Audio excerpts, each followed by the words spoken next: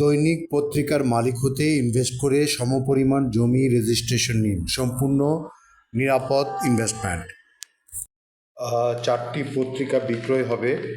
কারো যদি আগ্রহ থাকে দৈনিক পত্রিকার মালিক হবেন, একাধিক লোক মালিক হতে পারবেন বা একটি গ্রুপও হতে পারবেন। পত্রিকাটি গুলো ক্রমান্বয়ে 21 বছর, 16 বছর এবং 35 বছর ধরে চলছে।